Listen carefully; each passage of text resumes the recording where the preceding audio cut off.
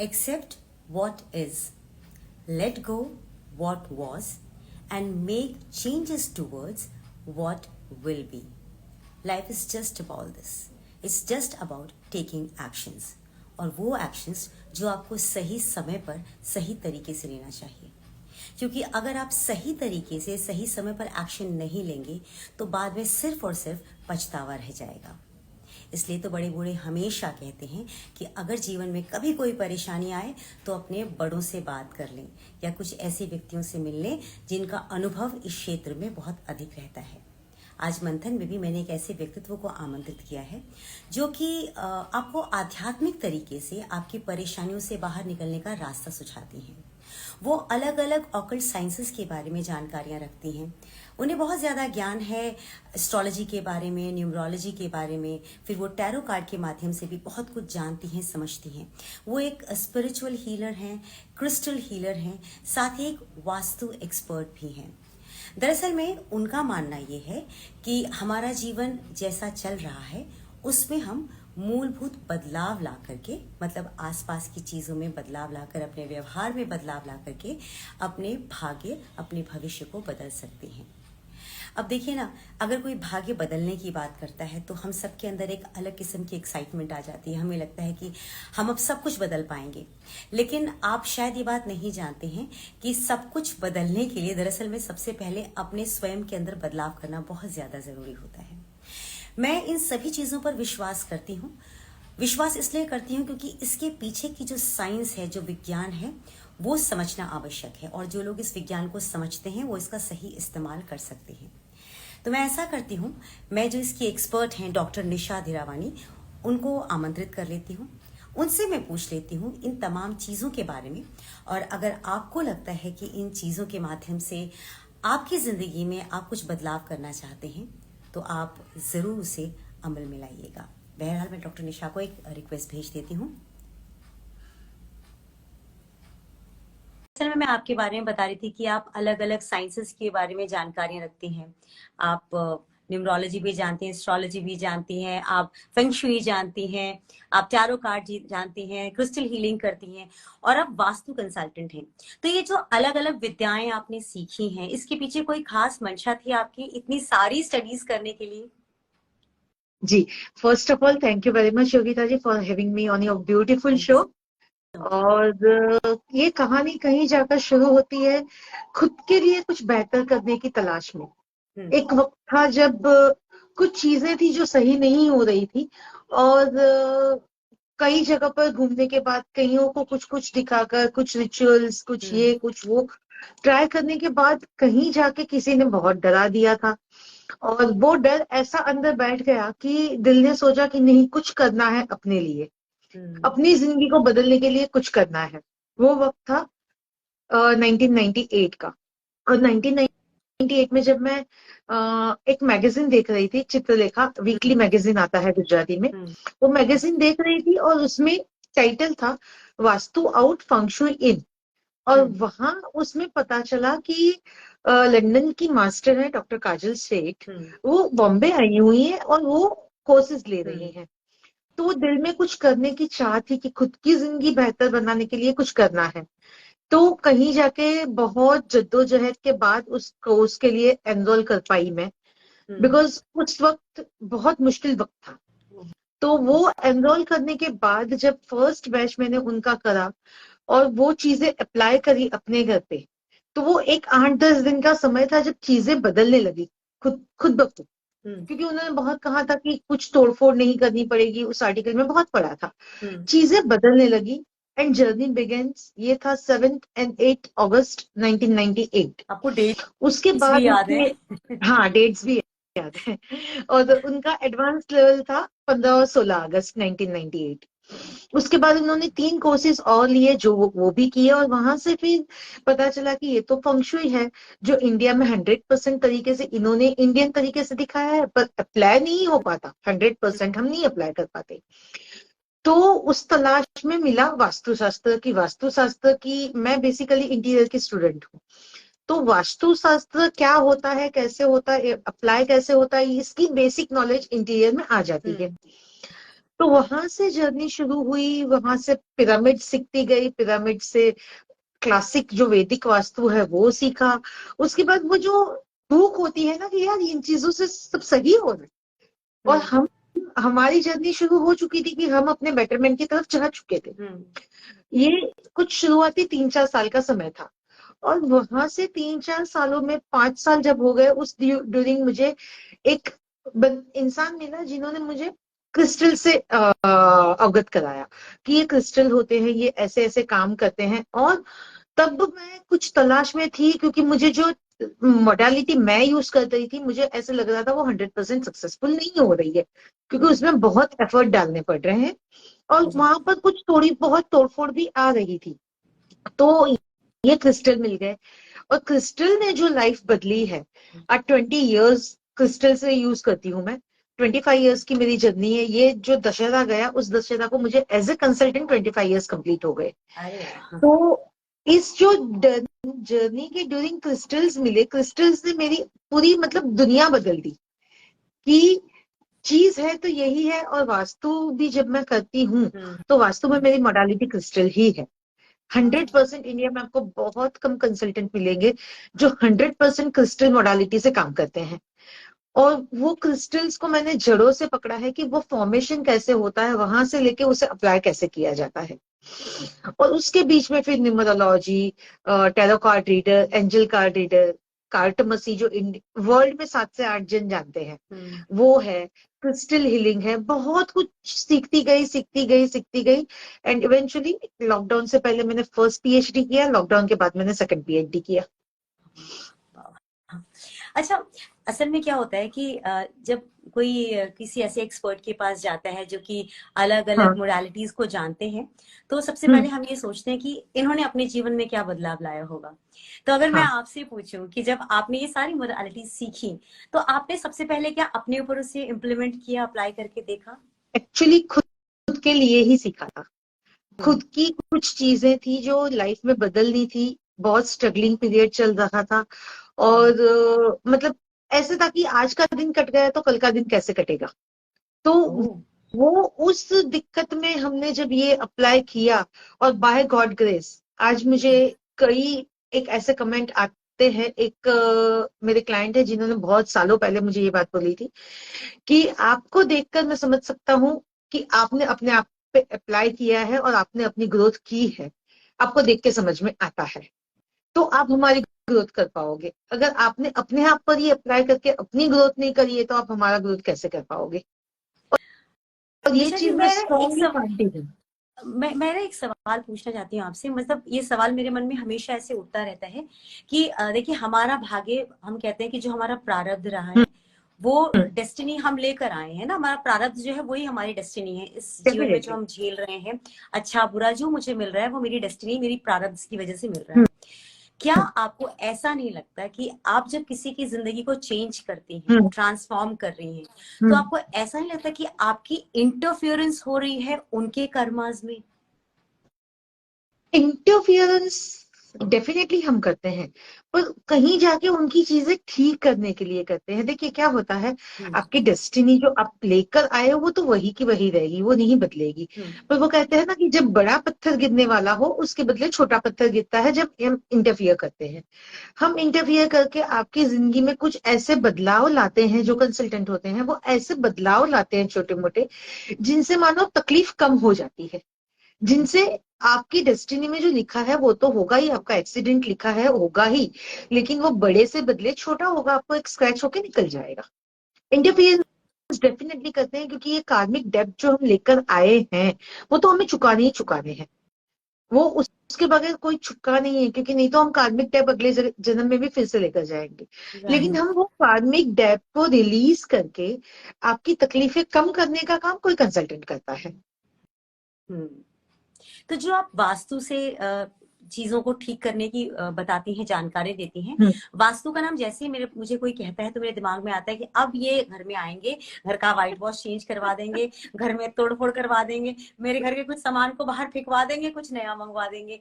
तो मुझे सुनते ही लगता है बहुत खर्चे का सौदा है, तो वास्तु एक्सपर्ट से थोड़ा दूर ही रहो। दूरी में आप क्या कहती हैं? जैसे जैसे हम डॉक्टर और लॉयर से दूर रहते हैं, वैसे हमसे भी सब दूर रहना चाहते हैं। बिल्कुल, क्योंकि बहुत डर लगता है कि पता नहीं आप घर का क्या तुड़वा दें। क्या ही करवा लोगे ना। नहीं, वही वैसे तो। नहीं होता। पहले हमें है ना, इस चीज को समझने के लिए हमें पहले समझना पड़ेगा कि वास्तु क्या है। वास्तु क्या है? वास्तु कोई रिलीजियस प्रोसेस नहीं है। वास्तु एक साइंटिफिक साइंस है जी। और जो आजकल बहुत कॉमनली चला है, आजकल की जनरेशन्स में देखो, या आजकल ये जो सोशल मीडिया है उसकी बदौलत इतना चला है, लोग एडवांस हो चुके हैं। तो लोग क्या करते हैं, लोगों ने सर्च करा कि ये कहाँ रखना चाहिए, ये कहाँ रखना चाहिए, ये कहाँ रखना चाहिए। लोगों को आंसर मिल गया, वो परेशान होते हैं कि ये तो यहाँ है, ये तो यहाँ है, ये अभी से मैं कैसे करूं। तरीका वो नहीं होता है। तरीका है, आपको समझना पड़ेगा पहले कि वास्तु क्या होता है। Vastu is not all about directions कि साउथ में क्या आएगा, नॉर्थ में क्या आएगा, ईस्ट में क्या आएगा, कहाँ तिजोरी आनी चाहिए, कहाँ सर आएगा, कहाँ पैर आएगा।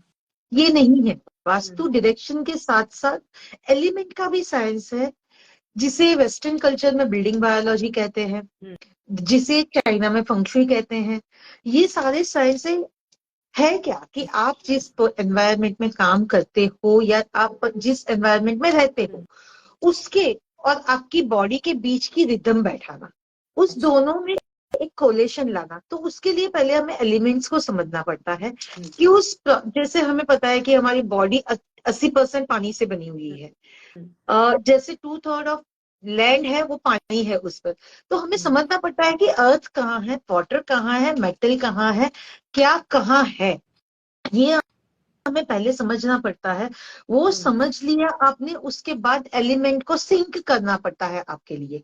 अच्छा। एलिमेंट और जो डायरेक्शन होता है, उनको जब आप आपस में सिंक कर लेते हो, तो जाके एक वास्तु का नतीजा निकलता है कि ये वास्तु इसे कहते हैं, जो तोड़फोड़ नहीं है, बेसिकली प्लेसमेंट का साइंस है कि कौन सी चीज कहाँ आनी चाहिए, और एक हार्मनी क्रिएट करने का साइंस है कि हार्मनी कैसे क्रिएट की जाए।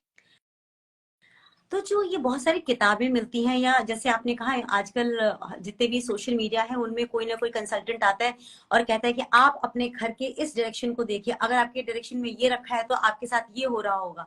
जो इस तरह की एक वो नॉर्मल बात बताते हैं जो कि सबके लिए वो एक जैसी होती है, आपके हिसाब से क्या उनकी बातों को सुनकर उसे इम्प्लीमेंट करना पर्सनल लेवल पे ठीक रहता है? जी नहीं, बिल्कुल भी नहीं।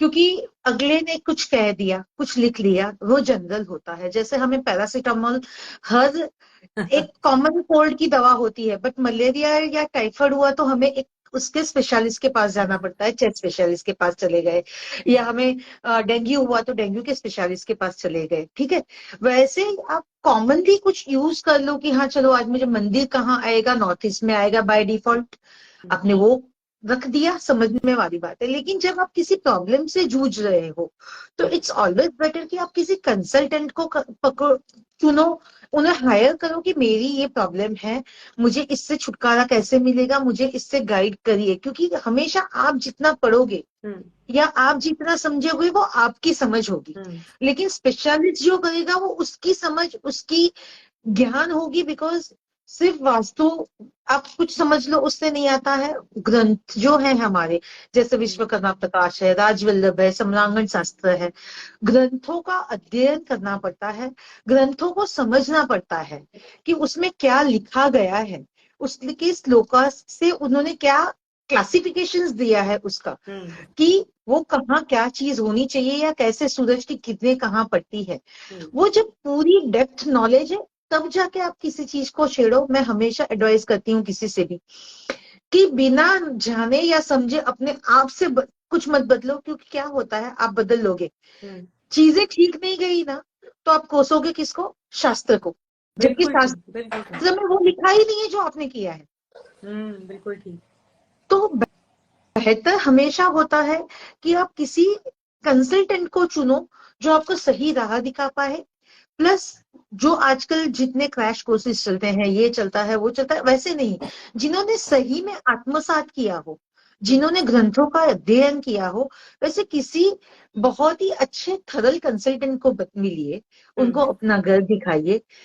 अगर सही कंसल्टेंट है, वो आपके घर में पैर रखकर आपको जवाब दे देगा कि आपकी ये प्रॉब्लम है, और जिसने जवाब दे दिया वो आपकी प्रॉब्लम सॉल्व डेफिनेटली कर पाएगा। अच्छा। हाँ, अच्छा एक एक ये हमेशा कहते हैं लोग कि साउथ की तरफ जो एंट्री होती है वो वाला घर नहीं लेना चाहिए। अब आप एक बात बताइए, दुनिया में या तो घर साउथ मतलब ये चारों डायरेक्शन में से किसी एक डायरेक्शन की तरफ तो किसी ना किसी का घर होगा ही होगा। इतनी टेंशन हो जाती है जब आपको घर खरीदा होता है और गलती से अगर आप साउथ वाले घर में आ गए जो साउथ फेसिंग जिसका एंट्री और एग्जिट है, तो वो तो पूरी जिंदगी स्ट्रेस में गुजर जाता है कि हमारा तो कुछ हो ही नहीं सकता। क्या सच में हाँ, ये बात एप्लीकेबल है? नहीं, नहीं होता वैसा। जो वो साउथ का डोर आपको नेगेटिव इम्पैक्ट देगा, हाँ। उससे पहले आपकी सोच आपको नेगेटिव इम्पैक्ट दे देती है कि साउथ नहीं होना चाहिए। जब आप सच में देखोगे ना, तो अगर आप साउदर्न पार्ट ऑफ इंडिया में जाओगे, तो जो ट्रेडिशनल साउथ इंडियन लोग हैं वो साउथ का दरवाजा चुनते हैं, उन्हें साउथ ही चाहिए। जैसे मैं खुद भी हूँ, वास्तु बहुत, मैंने जैसे अभी भी कहा ना कि बहुत जेनेरिक चीज है कि जिसको जो दवा काम आती है वही काम आएगी। राइट। ठीक है, कई क्लाइंट मेरे खुद के ऐसे हैं जिनके लिए मैं साउथ वेस्ट का दरवाजा भी चुनती हम्म। हूँ। हम्म। तो वास्तु तो बहुत ही डिटेलाइज साइंस है, उसे देखना पड़ता है। शास्त्रों में दिया गया है हम्म। कि आपका नेचर ऑफ बिजनेस क्या है, आप हम्म। काम क्या करते हो, आपका पर्सनल एलिमेंट क्या है, उन सब का एक कॉम्बिनेशन बना करके फिर दरवाजा आपके लिए चुना जाता है कि आपके लिए ये दरवाजा सही है। उसमें साउथ वेस्ट भी हो सकता है। हम्म। लोग, पूरी दुनिया कहती है साउथ वेस्ट खराब खराब खराब। मैं हमेशा लोगों को समझाती हूँ कि साउथ वेस्ट खराब कैसे हुआ। साउथ वेस्ट तो अर्थ है, स्टेबिलिटी देगा। अगर साउथ वेस्ट बुरा है तो आपको स्टेबिलिटी कहाँ से देगा? हम्म। आपके वेरी जीवन में ट्रू। स्टेबिलिटी बहुत जरूरी है। तो साउथ वेस्ट डायरेक्शन या साउथ डायरेक्शन उतने ही इंपॉर्टेंट है जितना नॉर्थ इंपॉर्टेंट है। तो एलिमेंट को समझना, एलिमेंट के अकॉर्डिंग टू आपकी बॉडी रिदम को समझना। अब मानिए मैंने आपको साउथ वेस्ट दरवाजा है, किसी ने आपको बोल दिया कि आपके लिए अच्छा है, आप ले लीजिए, पर आपकी बॉडी का टेम्परामेंट उस डायरेक्शन के साथ मैच नहीं करता तो आपको प्रॉब्लम होगी। हम्म। जिसको मैच करता है उसको प्रॉब्लम नहीं होगी। तो कोई भी डायरेक्शन, ट्रस्ट में, मैं यहाँ से लोगों को मैसेज देना चाहती हूँ कि हम्म। कोई भी डायरेक्शन बुरा नहीं होता है। हम्म। बुरी चीज क्या है? हम जो सुनते हैं, जो समझते हैं, जो अप्लाई करते हैं, उसमें हम वही समझते हैं जो हमने हमने समझना है, या हमारी जितनी सोच है, या हमारी जितनी नॉलेज है। और by the right. Time you apply, आप कहीं ना कहीं बीच में गोते खा जाते हो कि मैंने ये पढ़ा था या वो पढ़ा था। हम्म। एक बुक में तो ये लिखा था, दूसरी बुक में ये लिखा था। हर लिखने वाले की अपनी शैली है, हम्म। और हर डिस्क्रिप्शन करने वाले की अपनी शैली है। तो उसको बहुत गहन से समझना पड़ता है कि लिखने वाले ने क्या कहा है, हम्म। कैसे किया जाता है, और वो राइट। समझ के फिर अप्लाई कीजिए। गलत कोई भी डायरेक्शन नहीं होता। अच्छा, आपके पास तो बहुत सारे केसेस आते होंगे ना, ऐसे बहुत से लोग हम्म, आते होंगे अपनी बहुत बड़ी बड़ी प्रॉब्लम्स को लेकर के। कभी हम्म, कोई ऐसा केस आया है जो कि जिसने खुद आके आपको कहा हो कि सब लोगों ने हाथ खड़े कर दिए हैं, कुछ नहीं हो सकता, मैं खुद भी अब हार मान चुका हूँ या मान चुकी हूँ, मतलब मुझे नहीं पता, मैं बस आपके पास यूं ही अब आ चुकी हूँ, मतलब बस आपका टेस्ट लेने आई हूँ कि आप कुछ कर सकते हो कि नहीं कर सकते? ऐसे तो बहुत केस, मतलब जिंदगी में भगवान ने ऐसे चैलेंजिंग केसेस बहुत सारे दिए हैं कि एक बहुत सिंपल सा केस सुनाना चाहूंगी। एक केस ऐसा आया था, जो लेडी कहती है कि मेरे सर में बहुत दर्द रहता है। ठीक है, अच्छा। अब वो कहती है मैं इतने सारे टेस्ट करवा चुकी हूँ, मैं सब कुछ करवा चुकी हूँ, हम्म। एस्ट्रोलॉजर बोलो, ये बोलो, वो बोलो, मैं सब कुछ ट्राई कर चुकी हूँ, लेकिन मुझे किसी ने कहा एक बार घर का वास्तु भी दिखा दीजिए। हम्म। तो मैंने आपको कंसल्ट किया है, उनके किसी रिलेटिव ने मेरे से करवाया, तो आप देख सकते हो क्या? मैंने बोला हाँ। अब उसमें गलत क्या था पता है? मंदिर का डायरेक्शन गलत था, और वो जिस जोन में था वहां पर डेफिनेटली आपको मेंटल स्ट्रेस देगा, आपको परेशानी देगा, तनाव देगा, तो डेफिनेटली आपका सर दुखेगा। अच्छा। सिर्फ मंदिर वहां से हटाया, और उसके 8 दिन के बाद उन्होंने बोला सर दर्द क्या होता है मुझे नहीं पता। ओ, तो क्या बात है! मंदिर हटाने के लिए आपको कोई तोड़फोड़ भी की जरूरत नहीं है। आपने जो आपका असेंबल मंदिर है, आपने कहीं जो डायरेक्शन आपको दिया गया है वहां टेम्पररी एडजस्टमेंट करके लगा दीजिए। राइट। तो इतनी सिंपल सी चीजें भी हैं जो इम्प्लीमेंट करने से बहुत ज्यादा। अभी भी एक केस था, हम्म। जिन्होंने कहा कि यार बहुत मेहनत करने के बाद भी मैडम हमारी ग्रोथ नहीं हो रही है, हम्म। जबकि दोनों हस्बैंड वाइफ बहुत ज्यादा कैपेबल, बहुत हम्म। ज्यादा टैलेंटेड। पर कहीं जाके चीजें रुक रही है हमारी। अब उनका जब घर देखा गया तो पता चला उनका साउथ ईस्ट में पानी है, बाथरूम है। अब जो फायर का जोन है वहां पर वाटर है। ये वही बात है जो मैंने कहा कि एलिमेंट्स को देखना पड़ता है, सिर्फ डायरेक्शन से काम नहीं चलता। तो साउथ ईस्ट जो फायर का जोन है वहां आपका वॉशरूम है। तो क्या हो रहा है, एक तो पानी वहां जा रहा है प्लस वेस्ट जा रहा है, आप धुलते जा रहे हो। अब वहां पर क्या किया गया कि फायर और अपना वाटर, उसके बीच में कौन सा एलिमेंट डाला जाए जो उस वाटर को वेस्ट होते हुए बचाए और फायर को कंट्रोल कर ले कि फायर ज्यादा जाए नहीं। वहां पर हमने एलिमेंट घुसा दिया एक अर्थ, कि हमने उसमें उस पूरे जोन में अर्थ एलिमेंट को ऐड कर दिया। अर्थ एलिमेंट को ऐड करने से क्या हो गया कि आपका जो अर्थ का एलिमेंट का हमने रखा था उसने पानी को खींचना शुरू कर दिया। एक सिग्निफिकेंस होता है कि अर्थ पानी को खींचता है, ठीक है। अर्थ ने पानी को खींचना शुरू कर दिया, जैसे ही पानी खींचना शुरू हुआ फायर बच गया, और फिर वहां पे और फायर एक्स्ट्रा ऐड किया गया टू द रेमेडीज। और विद इन अ मंथ और एक महीने के ऊपर 10-12 दिन हुए होंगे, मुझे फोन आता है, मैडम आपको पार्टी कब चाहिए हमसे। मैंने कहा जी नहीं, मैं पार्टी तो लेती नहीं, बट आपका काम हो गया यही बड़ी बात है, दुआओं में याद रखना, और क्या। बहुत अच्छा, बहुत अच्छा। आपने ना बहुत अच्छे तरीके से मुझे वास्तु के बारे में समझा दिया, और जो अलग अलग साइंसेस आप उसे इम्प्लीमेंटेशन में ला रही हैं, लोगों को एक रास्ता दिखाने में, उनकी लाइफ को चेंज करने में जो आप ला रही हैं, वो वाकई वाकई जो है ना कमेंडेबल है। अगर मैं चलते चलते आपसे ये पूछूं कि जो दर्शक देख रहे हैं, जबकि आप खुद भी इस बात को कहते हैं कि कॉमन कुछ भी नहीं होता है हर एक के लिए, मतलब हम we can not give anything generic, हमें हर व्यक्ति विशेष के हिसाब से बताना पड़ता जी। है। अगर कुछ भी जेनेरिक अगर बताना हो, हम्म। तो आप, जो लोग बाद में भी देखेंगे इसको, तो जेनेरिक तरीके से वो ऐसा क्या करें कि उनके घर के अंदर हार्मनी रहे, और आजकल तो सबसे बड़ी बात होती है पैसा, पैसा बचा रहे, वेस्ट ना हो, वो बना रहे, तो उसके लिए क्या करना चाहिए? सबसे पहले अपने घर में देखिए कि आप एंटर होते हो, वहां से लेके आप पूरे घर में जहां तक घूमते हो वो बीच में कितने ऑब्स्टिकल्स आ रहे हैं, उन ऑब्स्टिकल्स को हटाइए। जो ऑब्स्टिकल, बहुत एक सिंपल सा एग्जांपल मैं सबको देती हूँ, जहां आप चलते हो और आपका ऑब्स्टिकल आता है तो वो एनर्जी जो आती है आपके घर में उससे भी वो ऑब्स्टिकल आता है। ओह, तो एनर्जी को स्मूथली घूमने दीजिए अपने घर में, अपने वर्क स्पेस में, कि बीच में कोई ऑब्स्टिकल, आप चलते चलते जैसे आप स्टूल से टकरा गए, आपको लगा आप वो स्टूल को हटा कर गए, तो एनर्जी नहीं हटाएगी उस स्टूल को।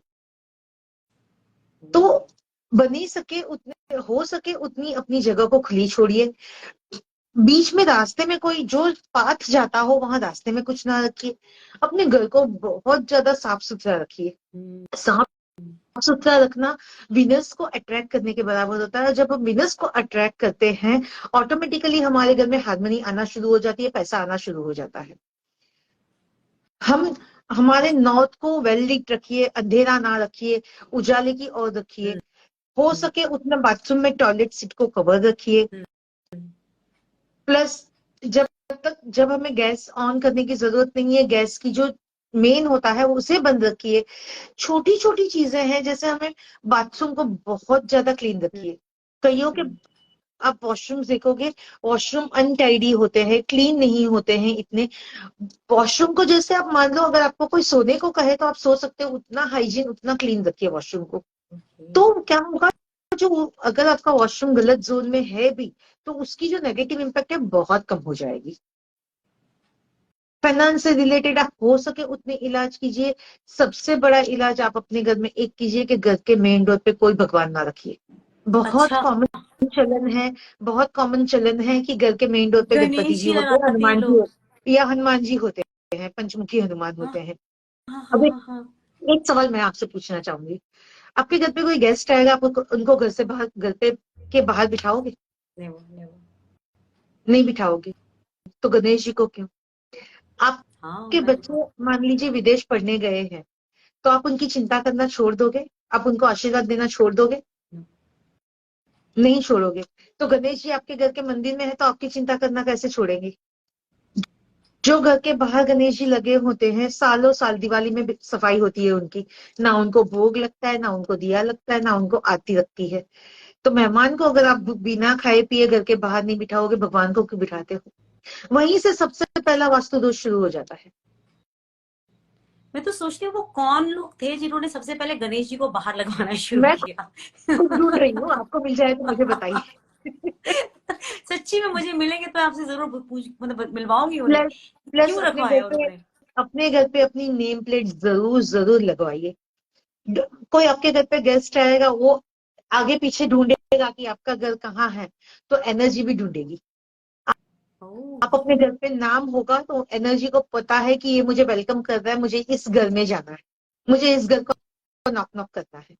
बहुत बेसिक सी चीजें हैं, जैसे गणपति नहीं लगाना। आपको गणपति लगाने हैं, आप लगाइए, घर के अंदर दरवाजे पे ऊपर लगाइए, हाँ। और जब जाते हो टच करिए और चले जाइए। हम्म। बाहर मत लगाइए, बाहर सिर्फ और सिर्फ नेम प्लेट होनी चाहिए, कोई भगवान नहीं होने चाहिए।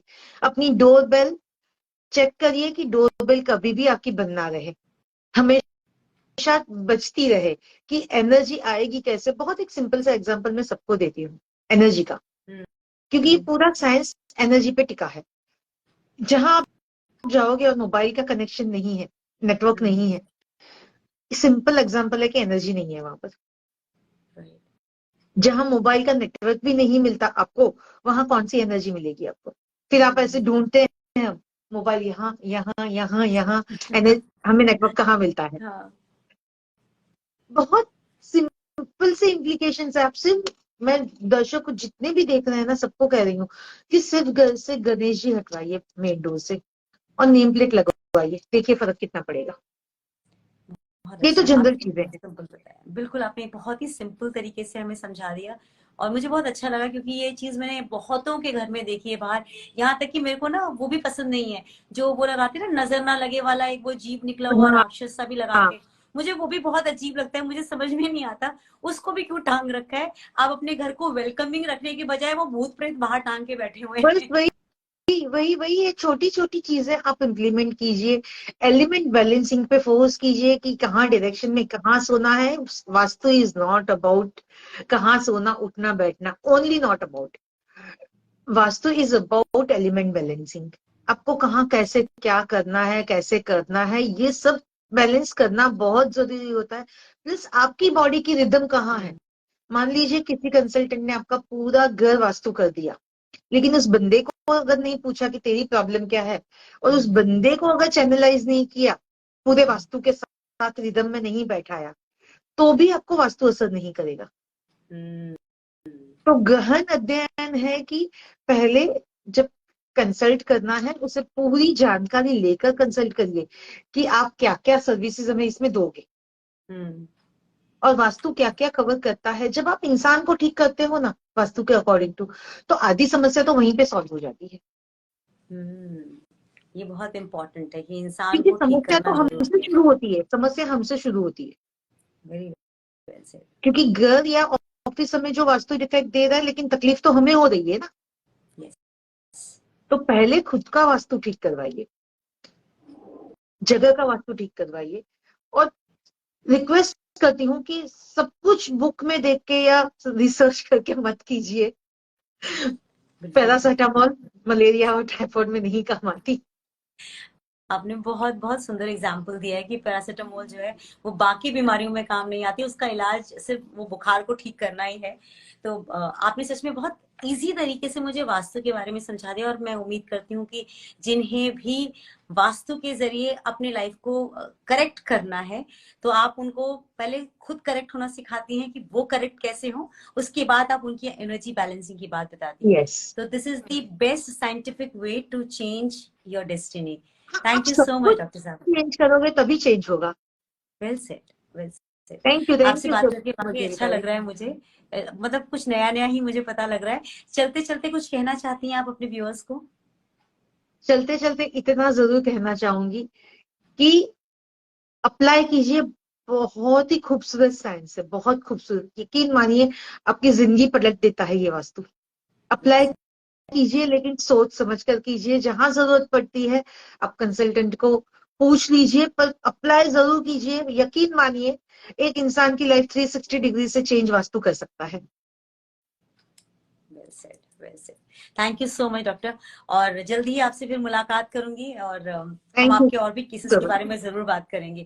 Thank you thank so you so much. Much it Yogita was ji, thank lovely you so knowing much. You and your science. नमस्ते। सेम यार, मजा आया आपके शो पे आकर, एंड धन्यवाद वंस अगेन कि आपने मुझे याद किया। Thank you so much. आपके ज्ञान का आज मैं इस्तेमाल कर रही हूँ। Thank you very much. Thank you. Thank you, thank you, thank you. See you soon. Yeah, namaste.